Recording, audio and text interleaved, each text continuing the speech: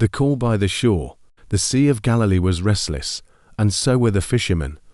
Peter and Andrew had been out all night and caught nothing but salty water and disappointment. Jesus stood on the shore as they washed their nets. He stepped into Peter's boat and told him, "Launch out into the deep and let down your nets." Peter, tired and skeptical, obeyed. Suddenly, the wood of the boat began to groan under the weight. Thousands of fish splashed in the nets, nearly sinking the ship. Peter fell at Jesus' knees, terrified by the power. Jesus just smiled. "Don't be afraid. From now on, you'll catch men." In a packed house in Capernaum, Jesus was teaching. The crowd was so thick that 4 men carrying a paralyzed friend on a mat couldn't even get near the door. They didn't give up. They climbed the stairs to the roof and started tearing the tiles apart. As Jesus was speaking, a man was slowly lowered from the ceiling right in front of him. Jesus saw their faith. He didn't just heal the man's legs. He told him, "Your sins are forgiven." When the religious leaders grumbled, Jesus proved his authority. "Get up, take your mat, and go home." And the man, who was carried in on a bed, walked out on his own 2 feet. After a long day of teaching, Jesus fell asleep in the back of a small boat.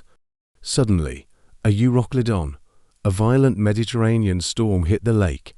Waves crashed over the sides, and the disciples, experienced sailors, were screaming in terror. They woke him up. "Master, don't you care that we are drowning?" Jesus stood up in the tossing boat. He didn't pray. He commanded, "Peace, be still." He whispered to the wind. Immediately, the lake became like glass. The disciples sat in the silence, trembling. "Who is this, that even the wind and the sea obey him?" A desperate father named Jairus begged Jesus to heal his dying daughter. As Jesus walked through the crushing crowd, he suddenly stopped. "Who touched me?" he asked. The disciples thought he was joking. Everyone was touching him. But a woman who had suffered from bleeding for 12 years stood trembling. She had spent all her money on doctors and only got worse.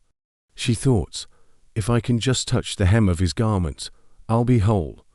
At that moment, she felt the power surge through her. Jesus looked at her with love. "Daughter, your faith has healed you. Go in peace." While Jesus was talking to the woman, messengers arrived from Jairus' house. "Don't bother the teacher anymore.